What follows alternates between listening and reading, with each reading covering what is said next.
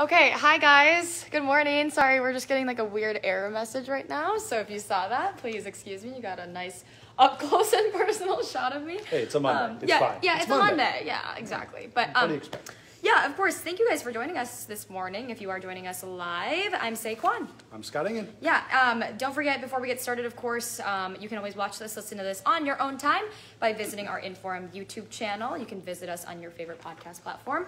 And you can find us on inforum.com/podcast under InForum Minute as well. All right, let's start with the big local stories of the day. Yeah. Right now, a grain elevator is still burning in Edgeley, North Dakota, 2 days after that fire officially broke out originally.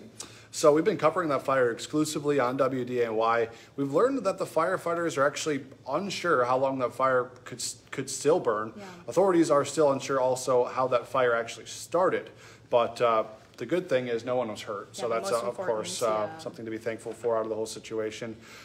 We are told that the crews there will continue to monitor that fire as it burns and crumbles and kind of all goes to that ashy phase of all that kind of thing until it's no longer a threat. The only headache for people in that area is going to be some of the nearby roads to that area are going to remain closed until all that cleanup is done. Also today, we are expecting to learn more information about a woman who's accused of firing a gun at a house in Grand Forks. So we know police there were called at around 8:30 yesterday morning to the 100 block of Columbia Court, think just east of UND. So officers say that the caller saw a woman in front of the house firing several shots from a handgun there. No one was hurt in that as well, so again, continuing that good news trend. But we do know that that woman is in custody right now, and she was also brought to Ultra Hospital, probably for a mental health evaluation or something similar along the lines of that. Of course, we'll work to get that information confirmed for you, and we'll try to figure out what kind of charges she'll be facing.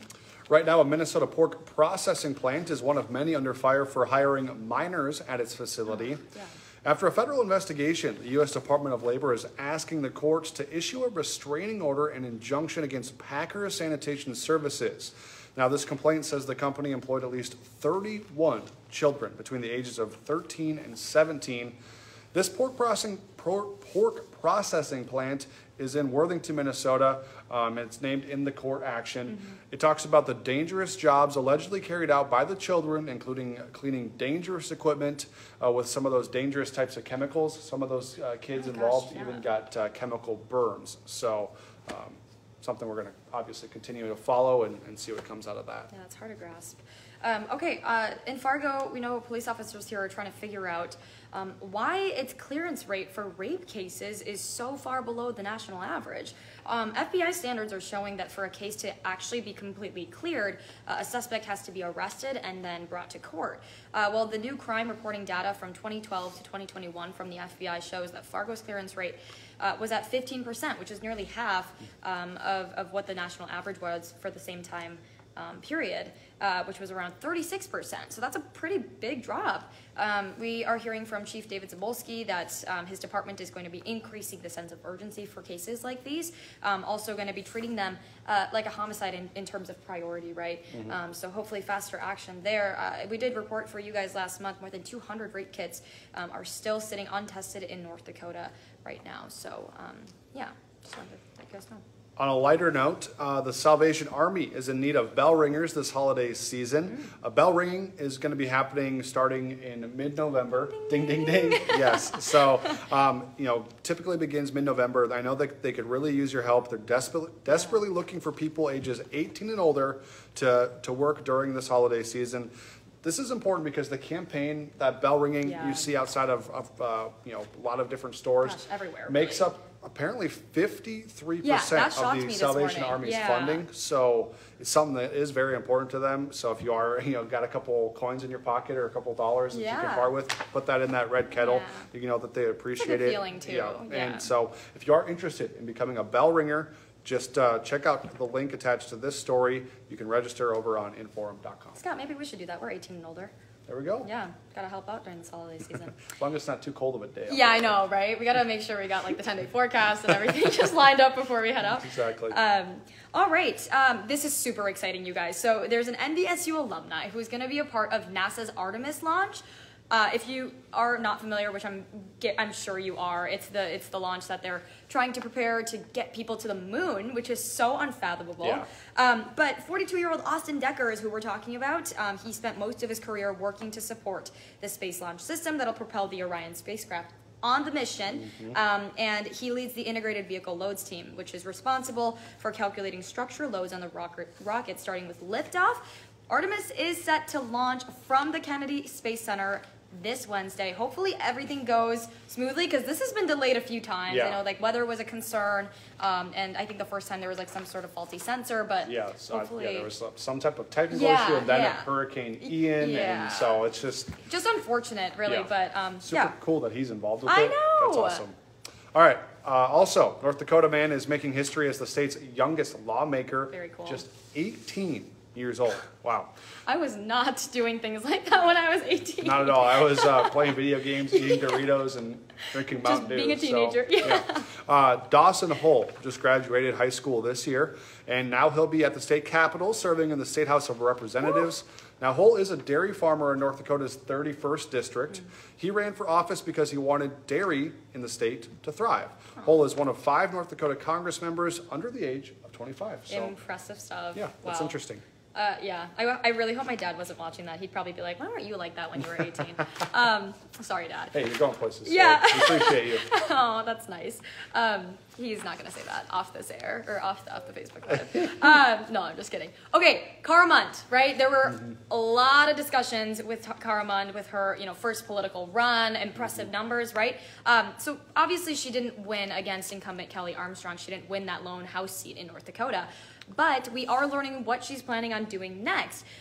Keep in mind, again, independent candidate. Of course, she's a former Miss America. She does have a Harvard law degree, so she's very, very credible in that sense. But she actually now plans to use that degree and pursue a career in law, which is really cool. She just finished law school back in May before her campaign was announced in August. And I thought this was interesting too. After this election, she apparently had 5 law firms reach out to her about something probably career related. Yeah, so good luck. Yeah, good luck to Cara Mund.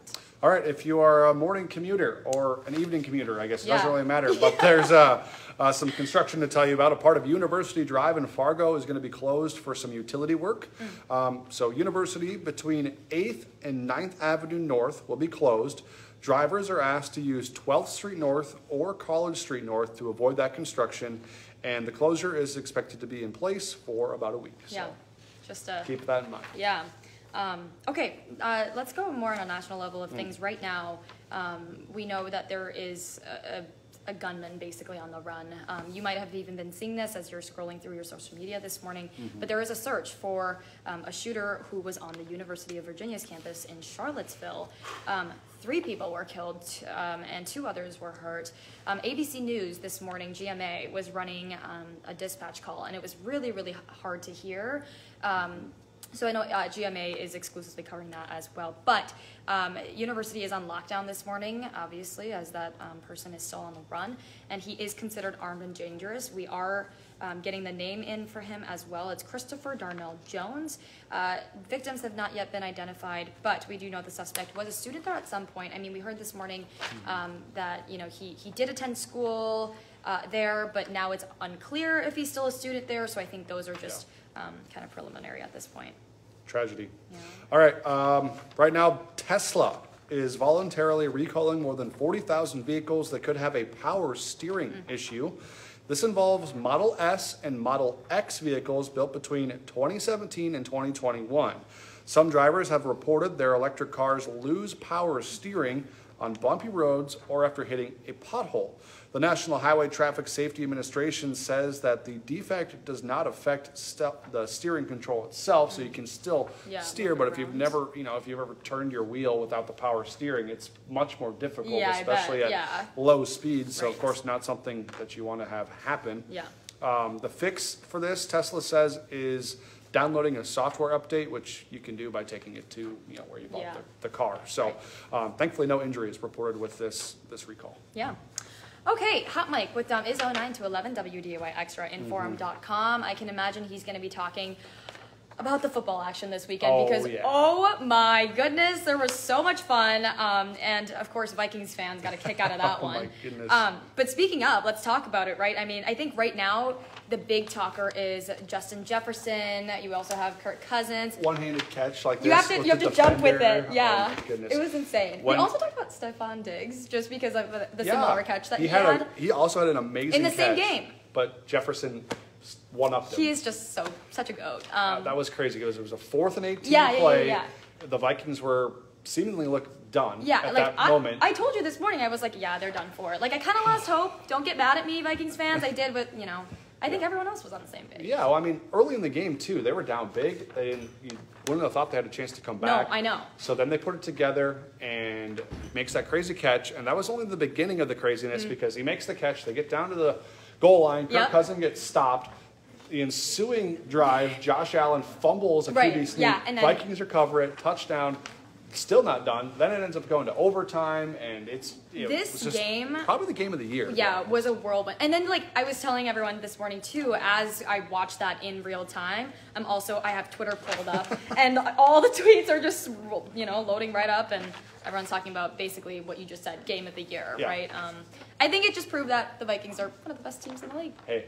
They're setting you up to rip your heart out. Don't say that, Scott. Oh my gosh. Truth hurts sometimes, But they did win 33-30 on to Dallas next week, or I don't know if it's in Minneapolis or in Texas, but they play the Cowboys. So another big game.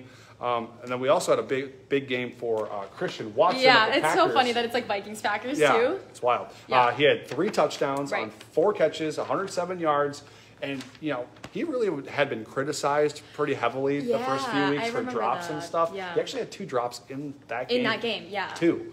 But he came right back. He hit his stride. And I think, sometimes for an athlete, all it takes is one big play to get your confidence back and just kind of hit that stride. And he certainly hit it yesterday. Did you see his celebrations yesterday when he jumped into the crowd at Lambeau Field? That was just, it was so good to see that too. Just as an NDSU rock star, of course. So it was cool. Very cool. Dom's going to talk about all that on Hot Mic today, I'm sure. Yeah.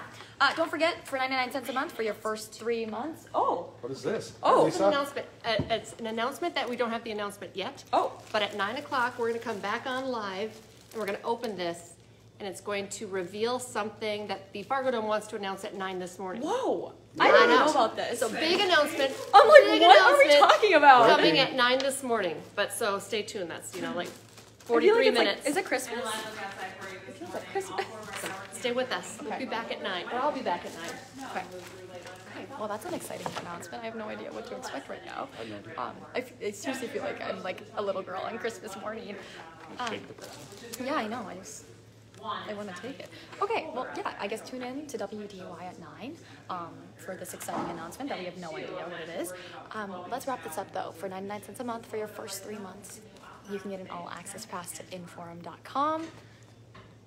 There it is. Sorry, Lydia. I didn't mean to talk over you. She's a pro. Yeah, she really is.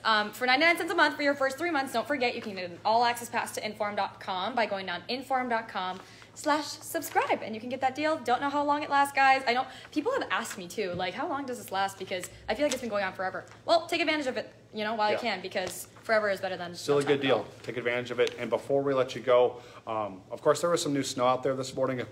In a few places, I think Fargo got 2 to 3 inches. Yeah. So if you're on that morning commute, just be a little careful out there because some of the roads probably aren't all plowed yet, and not as icy as it was on Friday. Right. But I would watch out for neighborhood roads too. I mean, obviously plows are gonna try to get out there as fast as they can, but in the meantime, just be mindful that they are also driving on the same roads that you are. So, all right, our coverage does not end here. Obviously, we have some sort of an exciting update coming up at 9, so make sure you tune into WDAY. We also have our 11 o'clock newscast with Becky Parker, Dylan Vogt, and then our evening coverage starts at 4, goes to 5, 6, 9, and 10. So hope you can join us. We will be back here tomorrow morning from 5 to 7. Have a great day. Thanks for joining us. Bye. Bye.